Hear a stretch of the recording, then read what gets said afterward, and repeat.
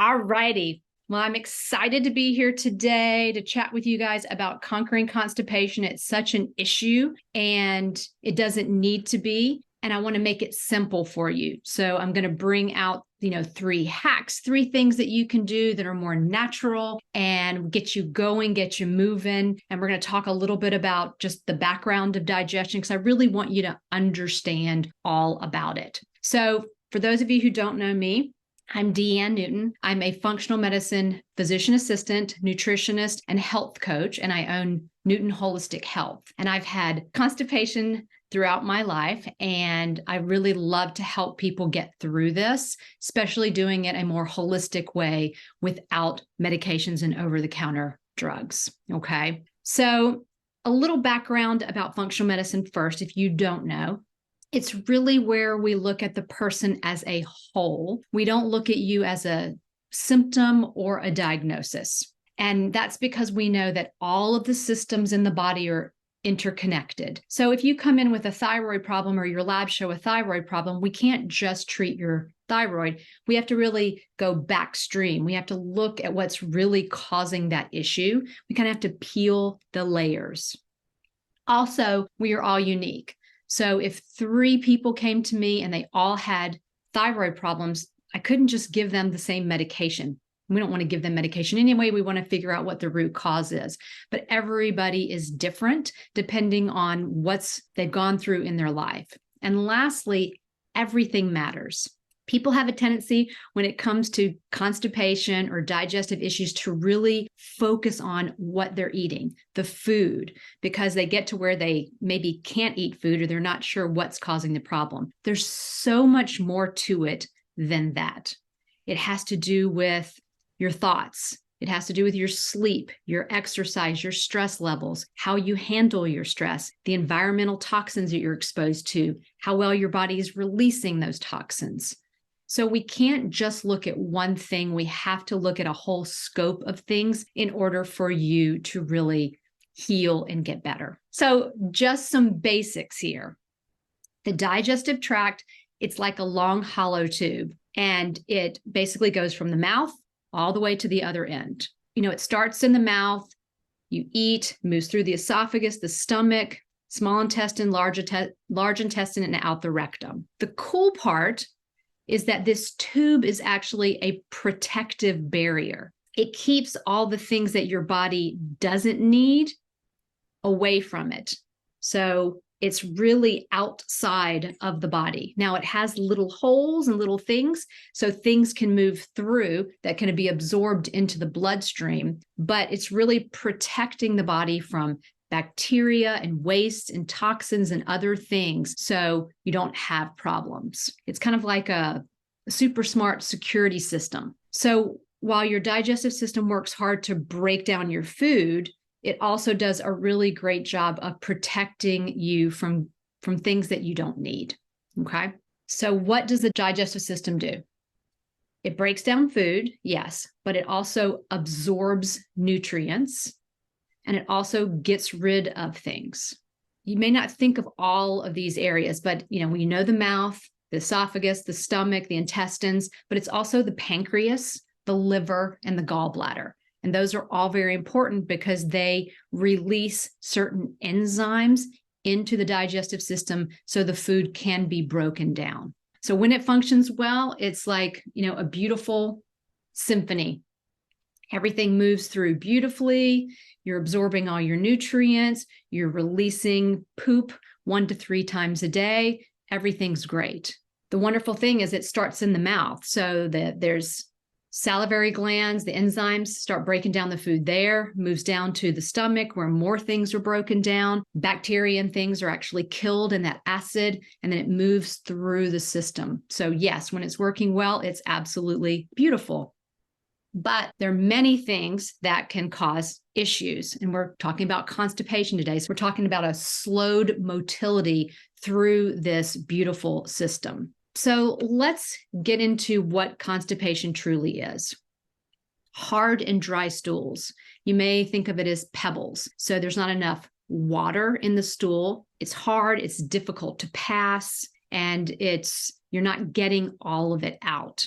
Second, there might be some straining as a part of it. So again, there's not enough water in there. It's not moving out easily. And this can cause pain. This can cause hemorrhoids. This can cause other problems. And lastly, it's just the infrequency of the bowel movements. So we'd like you to have 1 to 3 a day. Some people have one every other day, every other 2 days, once a week. All of that is considered constipation. So what I want to do now is go over some of the root causes, but I want to try to simplify this for you because as you can see, there's a lot going on. So we're not going to get into all of this stuff, but I want you to have an idea of what things can really affect your digestion. The more you understand that, the more you're going to be willing to make choices to change your everyday habits to help move things through in a faster, better way. So as you can see, slowed intestinal motility is really the main problem with constipation. And we're breaking this up into 3 columns. Nutrition, dysbiosis, so the bacteria in the gut is not at the level that we want it to be, and the nervous system. And as you can see, the first thing in all 3 of these columns is stress. Stress is a big problem. We're definitely going to go into that. And what we're talking about when we talk about the motility is there's 2 different ways that things move through the intestines. One is the peristalsis. So when the food comes into the system, you have these wave-like contractions that move the food through to the end. You also have something called the migratory motor complex. And those are contractions. It's like a couple hours after you eat. It's kind of like the cleanup. So any debris, any leftover bacteria, that gets swept through. So we're talking about both of those systems when we talk about motility. So let's just look at the first column. We can look at a couple of these things. Dehydration. You've probably heard of this. If you're not drinking enough water, there's not enough water that's coming into the intestines to bulk up or allow the bowels to move through. Not enough fat, same thing. That fat actually can lubricate the bowels. Not enough veggies, that's where the fiber comes in. The fiber is actually food for the bacteria in the colon. And then those bacteria can release substances that actually feed the cells in the intestinal lining. So it's kind of this beautiful symbiotic relationship between the fiber, the food for the bacteria, and then the bacteria making food for the cells in the intestine. Lack of nutrients, certain nutrients. Magnesium helps muscles contract. B12 is super important for nerve function. Leaky gut, allergies. I'll go over a dysfunctional valve. You may not have heard of the ileocecal valve. This is a valve that's at the end of the small intestine and the beginning of the large intestine. And it opens and closes. And it has to open and close to allow the food to move through and to prevent the food from going backwards. So if there's any issues here, this can cause a problem. And then hormonal imbalances. Moving on to dysbiosis, we're looking at, infections, parasites, low hydrochloric acid in the stomach. That can cause issues. Certain medications like antibiotics, PPIs for reflux, aspirin, Aleve, and even pain medication, which is on, under the nervous system. Lack of exercise, lack of really keeping those muscles moving. And then the nervous system. We're going to get deeper into the nervous system so you really understand what I'm talking about here. But sympathetic dominance, if you have scar tissue where the nerves are actually kind of underneath the scarring and they can't work as well. If you have an obstruction, if you have neurological disorders or a spinal cord injury, it's going to affect those nerves. When kids are little, they have a tendency to ignore the urge to have a bowel movement. They don't want to have a bowel movement out in public, so they hold it in, and that affects those nerves. It affects the stimulus and the reflex that tells you that you're ready to have a bowel movement. And then a routine change. You probably all have traveled somewhere where you know that all of a sudden you're more constipated when you're traveling. And that can just be because of that routine change that affects your nerves. Okay. So I want to break this down to make it even more simple. Okay. We're going to look at 3 different things, one from each column, that's going to help you start getting this motion back in control. So you can have a little bit more control with your digestive system. This is going to make this more manageable for you. It's going to be less overwhelming, and it's a great place to start. And then once you have these down, then you can always move into some of those other things that could be causing an issue for you. All right, so we're going to dive deep into the nervous system because this is so important. If you only get one thing from this talk, I really want you to understand about the nervous system and your digestive system. So these two systems are very closely connected and they interact. Our nervous system, the brain and the spinal cord, has two branches, the sympathetic and the parasympathetic.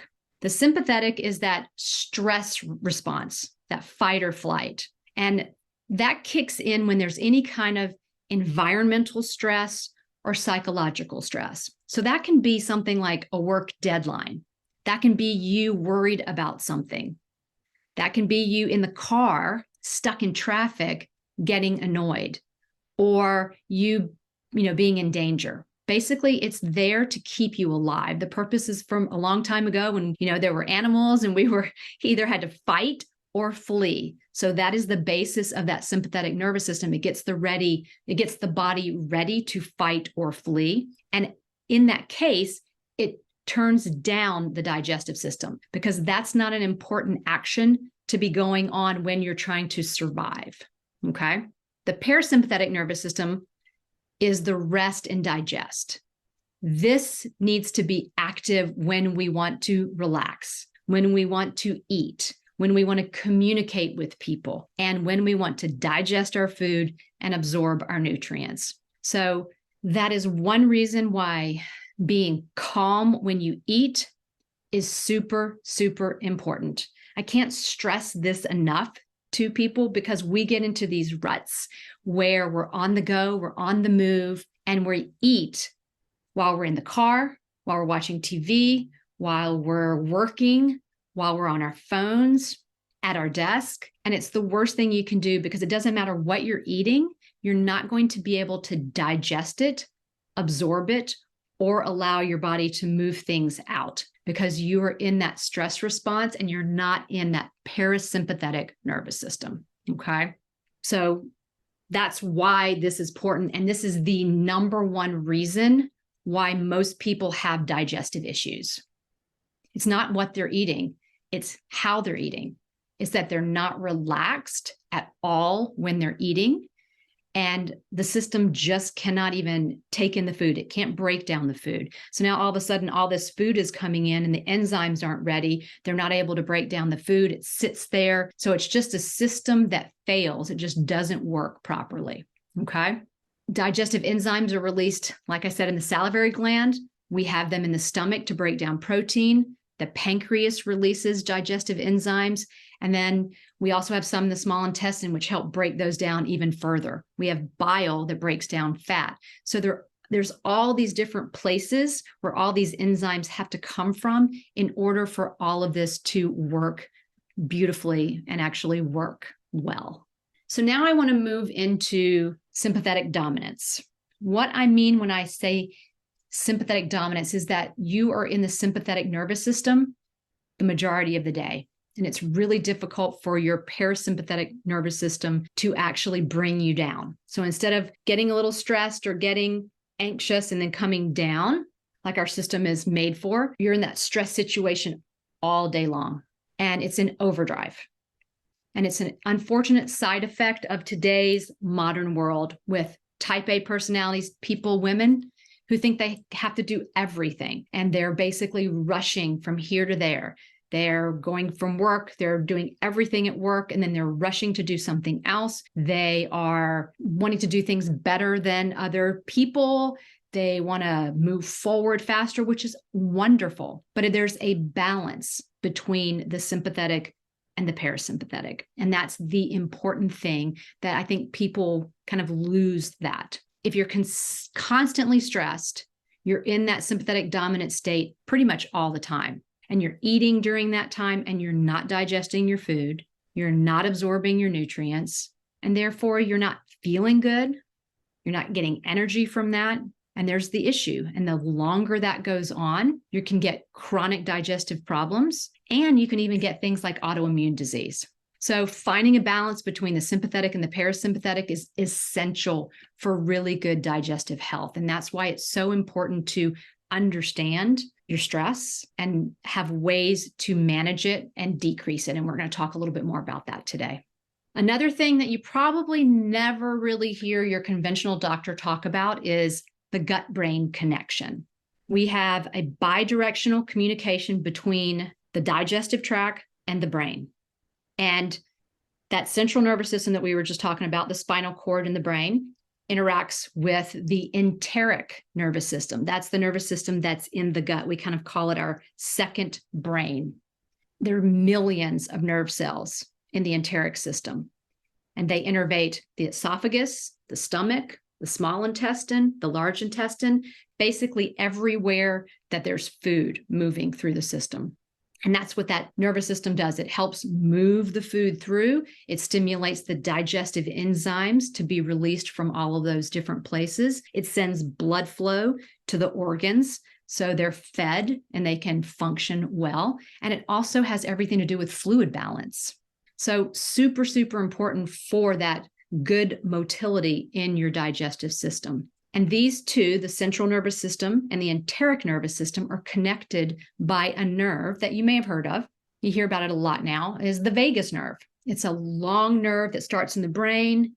It runs down the side of your neck, through your chest, through your diaphragm, which is that muscle between your chest and your abdomen, and then into your digestive system. And stimulating the vagus nerve is the way that we can shift the body from the sympathetic, that stress response, into the parasympathetic, where we want to be so we can digest. And here's just a picture that kind of shows it a little bit better. You may have realized that, just thinking about eating, if you get a picture of a steak or something in your head, and all of a sudden you can, your digestive juices, you can feel the salivary glands start to release the saliva. That is this gut-brain connection. When you get nervous and then you have diarrhea, again, that's that gut-brain connection. A person's gut issues can be very closely linked with any thoughts, any emotions, and the other way around. When people have depression, they can have a lot of gut issues. Gut issues can lead to depression. So because of that interconnection, we always have to look at those two things. It's very difficult to try to heal gut issues without looking at stress or emotions. And that's two things that conventional doctors they may tell you to decrease your stress, but they don't really tell you how to do it. So that's something important to think about. So using a holistic approach, looking at diet, looking at stress, how you can reduce your stress, your mindset, all of these things are going to be very important when you're talking about healing the gut and getting out of constipation. All right, so before we get into these 3 hacks, I want to review something that's just quick and easy, but I think it's super important because it's very basic and I hate to not mention it. We talked about hydration and how important that is for the digestive system. So I want to give you 5 quick ways to add more water into your day. And I don't know if you're a big water drinker or not, or if you're more a soda drinker, or if you drink coffee all day or tea, but these are 5 simple ways that you can just get more water into your system because that's super important for that stool. That's that last process that happens in the colon in order for the stool to really be able to be released. So 1, set reminders on your phone, just set an alarm. When we're at work and we're doing something, 3 hours can go by before you even realize it. And so then you're not going to be drinking any water. So if you set a reminder maybe every hour, then at least you can think about it and take a couple of sips of water. Secondly, keep a water bottle with you at all times. Keep a stainless steel one or a glass one at your desk, in your car, and when you go to the gym, beside your bed. Super easy to just have that water with you. Then when it's there, then you can drink it. Now, 30 years ago, when I was not drinking very much water and I knew I had to increase my water intake, I didn't really like the flavor of it. So the way I did it was to infuse the water. So it can be anything like mint, basil, strawberries, lemon, lime. I mean, think about when you go to the spa and it's so nice to have that mint water with the cucumber in it. You can do that at home. You can have a big pitcher of water with those things in it, and that's what you can put in your water bottle and drink wherever you go. You can eat foods that have a lot of water in them. Watermelon, cucumbers. I drink smoothies every morning and I make my smoothies out of water. So then I know I'm getting, 2 to 3 glasses of water just with my smoothie. Things like soup. All of those things contain a lot of water. And then, of course, drinking a glass of water before your meals. And we'll get into that a little bit more too. There's no excuses for you not to be able to drink 8 to 10 glasses of water a day. Just look at these super easy tips, super easy things you can do every day. And if you aren't sure exactly how much water, we always say it's your weight divided by 2, and that's the amount of ounces a day. Another way you can do it is just to look when you pee. If you look at your urine should be clear. So if you have clear urine, then you know you're hydrated. If your urine is bright yellow or light yellow, then you know that you could be drinking some more water. All righty. So now we are going to move into the good stuff. In a world of lots, there's a lot of advice out there on digestion and what you can do. I want to give you 3 secrets that aren't your run-of-the-mill tips. They're unique. You're not going to hear them from your conventional doctor, and they're very effective. They're not going to break the bank, and it's not about pills. So it's something that's very simple, very natural, and it's going to allow you to gain more control over your digestive system. So these are just a few of what I call my hidden gems that have helped me through the years. They've helped my clients and my patients, and I think they'll definitely help you as well. All right. Number 1, massage, a belly massage. And I call these non-negotiable because these should be done every single day if you're having problems with constipation. These are easy, they're simple, it's natural, it's going to help you get off of the over-the-counter medications that you may have to take right now in order to have a bowel movement. I speak to women who have to be on 3 and 4 different over-the-counter medications just to have a bowel movement. So these are natural ways that you can do this on your own to get things moving. Now, I will tell you these 3 things are a great place to start. They're not going to be the end-all, cure-all because you saw how many root causes there are of constipation, but it's a wonderful place for you to start, okay? It basically is going to kickstart your digestive system, and it's also really going to help your body get used to that morning bowel movement that we want you to have every morning. So what can a belly massage do? We talked about those different movements through the gut, the peristalsis, the migratory motor complex. This is going to actually manually stimulate those muscles to move. So that's going to encourage the food to move through, and then it's going to encourage kind of that cleanup that the migratory motor complex does. It's going to remove gas and bloating, which is always a big side effect of constipation and not being able to digest your food well. That gas can get backed up and caught. And when you're manually moving things through, it's going to let that gas out and it's going to help move things through. It's going to promote regularity because it's something I'm recommending you do every single morning. And our bodies love to be on a system. They love to be on a diurnal rhythm. And so when you're doing this every single morning, it's telling your body, alerting your body that it's time to have a bowel movement. It increases blood flow to your digestive organs, which is just going to help them work better and help them get the waste out. And of course, it promotes relaxation. We just went over how important relaxation is for eating. It's also very important for having a bowel movement.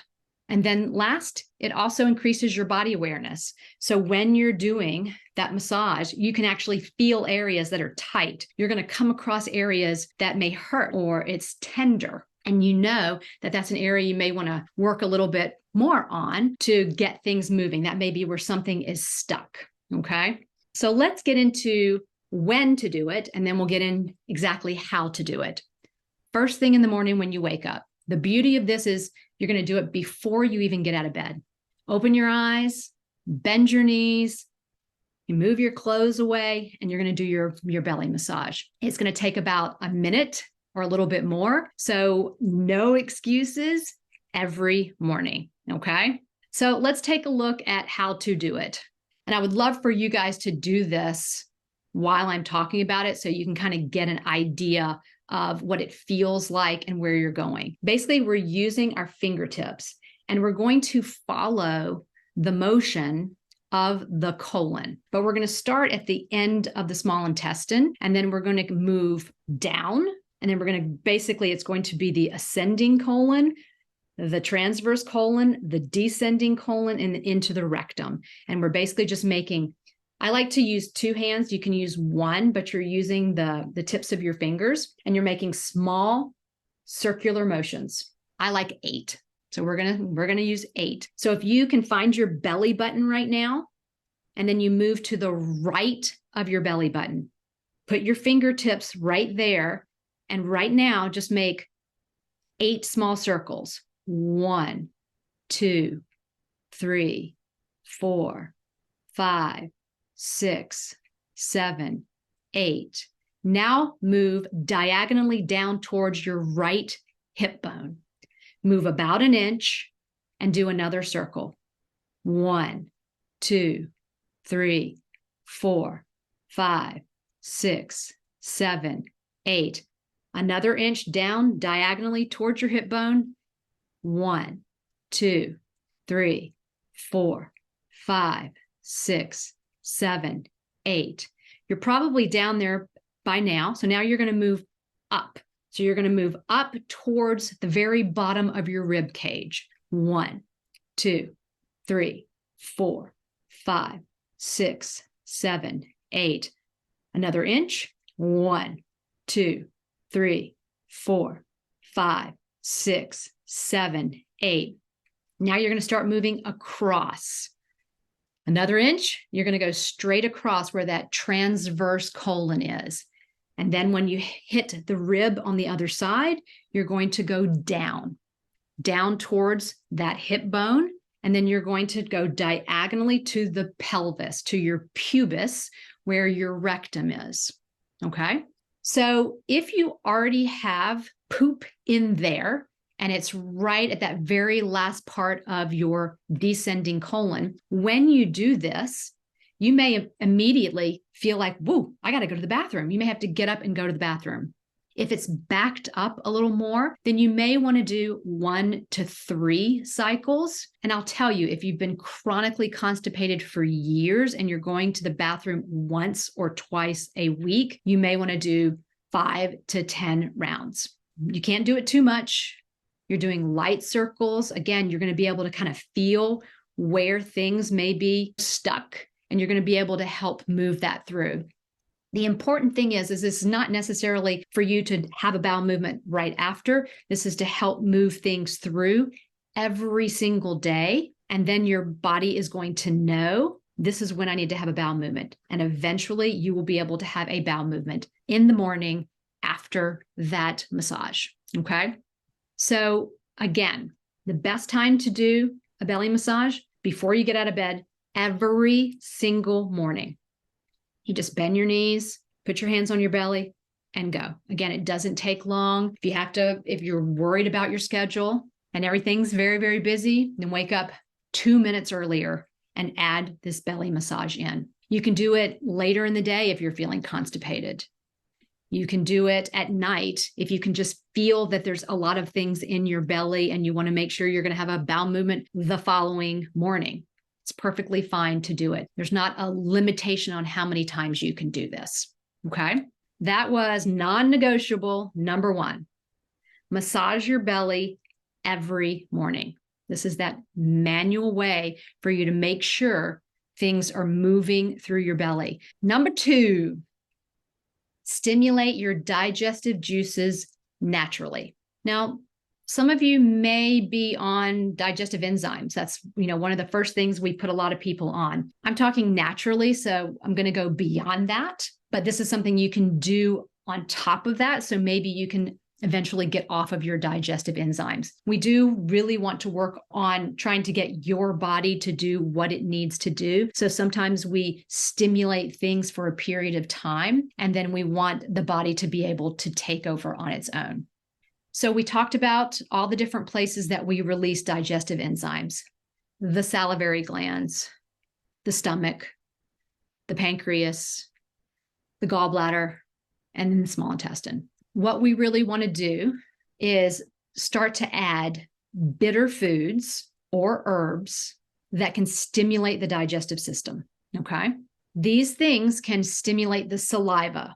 That's the very first place where food gets broken down. We have amylase that can break down starches. We have lingual lipase, which can break down fats. We need to chew, so then those enzymes can break down the food. It can boost the stomach acid, that HCl in the stomach. That helps churn and break down the protein. We also have pepsin in there that breaks down the protein. That HCl also kills the bacteria. It makes that pH really low so we can kill all the things. So super important to have enough of that HCl and that pepsin in the stomach. It can stimulate the pancreas to release enzymes. That's where we're really starting to break down more of the fats, more of the carbohydrates, more of the proteins into smaller units, so we can then absorb the nutrients that come out of that food. Triggers the gallbladder. The liver makes the bile, and it's stored in the gallbladder. When we eat fat, the gallbladder kind of squeezes out the bile to break down that fat. So we want to stimulate this before we eat. And the great thing is it can also regulate your blood sugar levels because it can slow down the absorption of the sugar in the digestive tract, which is beneficial for people with diabetes and people without. So let's look at some examples. There are lots of bitters out there. Foods, herbs. So we've got greens, things like dandelion, radicchio, endive, arugula, kale, radishes, Brussels sprouts, artichokes, sauerkraut juice, fruits like bitter melon. The citrus is like lemon, lime, and grapefruit. Then we move into some of the herbs like dill, turmeric, ginger, peppermint, fennel, chamomile. You can see all of these. Okay, so these are all going to naturally help stimulate the release of these enzymes. So how do we add these? Simple ways. We can just drink a little bit of water with one of these in there before our meals. Lemon and lime juice is a super easy one. Apple cider vinegar, ginger, or have some ginger tea. I drink a smoothie every morning and I put bitter greens in my smoothie. That's going to allow for me to really digest what else I put in my smoothie. Pickles. Now, when we talk about pickles, there's lots of pickles out there. We don't want pickles with high fructose corn syrup, and we don't want pickles with a lot of sugar. You can have a couple of pickles. You can actually put a little pickle juice in with your water. You can have some sauerkraut or some sauerkraut juice. And there's lots of teas, commercial teas out there that are for digestion, that have those herbs in them. So you can always purchase one of those and have a cup of tea before your meals. And then you can get into the actual meal. You can have an appetizer or a salad at the beginning of the meal that has some of these in it. So it can be in the salad dressing. You can put lemon or lime juice in your salad dressing with your olive oil. You can put apple cider vinegar. My favorite dressing is olive oil, apple cider vinegar, and some mustard with salt and pepper and garlic. And so that can start helping you really get those digestive juices flowing. Salad greens. So you can have a small salad. It doesn't even have to be greens. You could have cucumber or tomato and have one of these salad dressings on it. But if that's the first thing that you are consuming at your meal, then that is going to help really stimulate the digestive juices to start being released so you can digest your food. So these are all ways that you can use. And of course, there are bitters that you can purchase. We're just going more naturally, but there are bitter elixirs that you can purchase and take before a meal. All right. So non-negotiable number 2 is to stimulate your digestive juices naturally.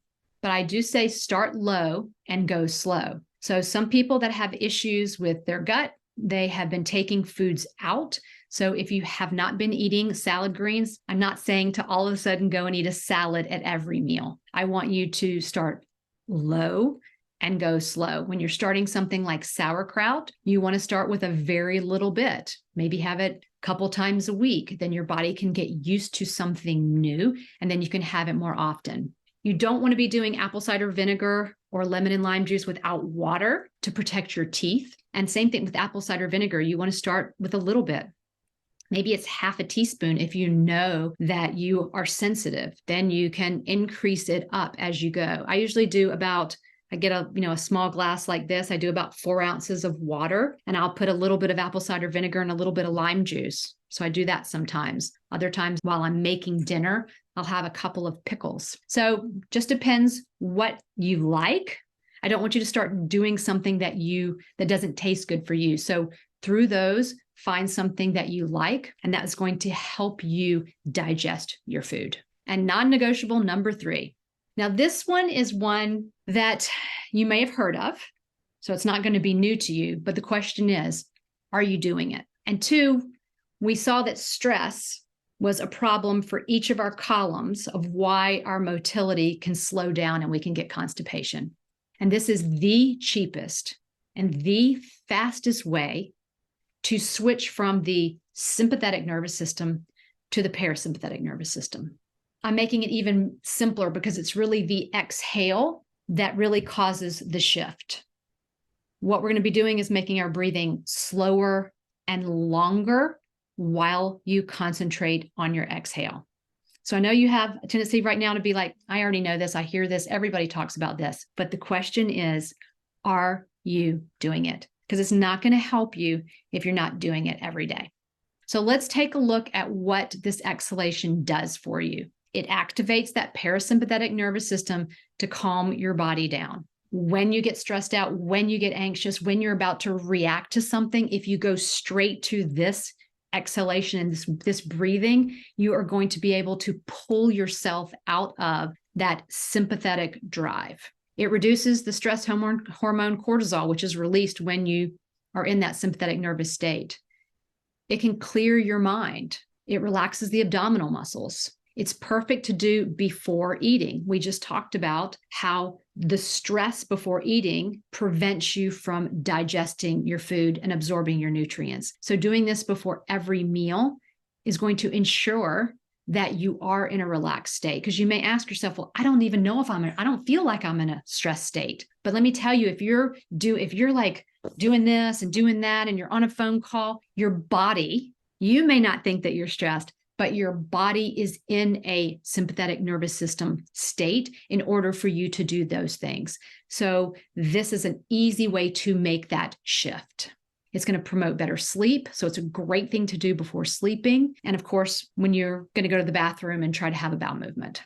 So now I would love for you guys to do this with me. How do you do it?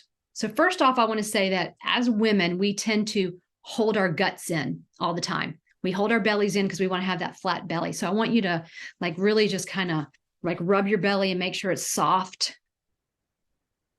And then I want you to take a deep breath in and bring your shoulders up to your ears. Exhale and let them come down. And maybe just kind of move them around a little bit so you're relaxed.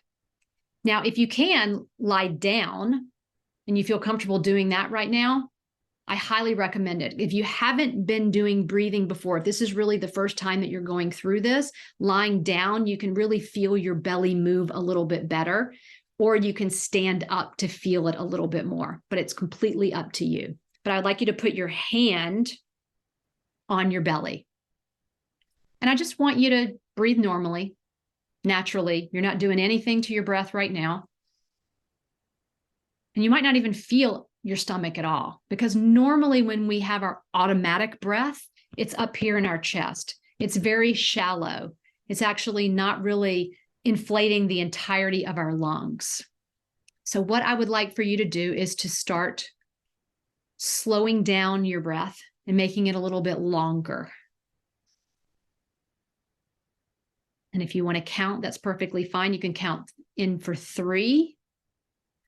Or if it's more comfortable, you can do 4. It depends. If you're a yogi and you're used to breathing, then you're going to want to breathe through your nose and you're going to want to do nice long breaths. If you're not used to that, then you can do a shorter breath. But the important thing is when you inhale, you're actually going to push your belly forward right now for the first time. So as you inhale, you're pushing your belly outward. And as you exhale, that belly button is coming back towards the spine. So think of a balloon in your belly. And as you inhale and blow air in, that balloon is, so your belly is moving outward against your hand. And then as you're exhaling, all the air in the balloon comes back. So your belly button moves back towards your spine. Here we go. We're going to breathe in for 3. Then I want you just to relax and hold it for 3, but I want you to exhale for 6. So the exhale is always twice as long as the inhale. So we're going to breathe in and you're going to hold it for 3. Open your mouth and exhale out. And again, inhale in for 3. Hold it for 3. Open your mouth, exhale for 6.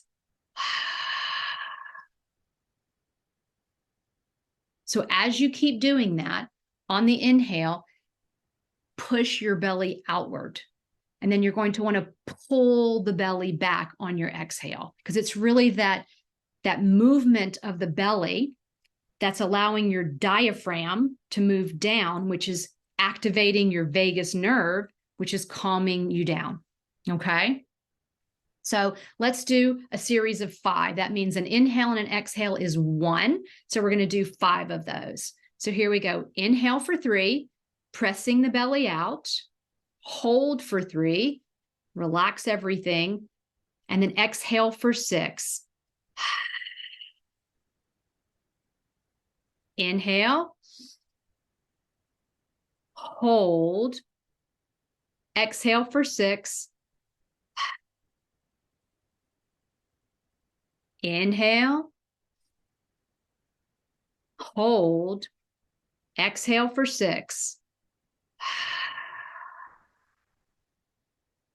Inhale. Hold. And exhale. Last one.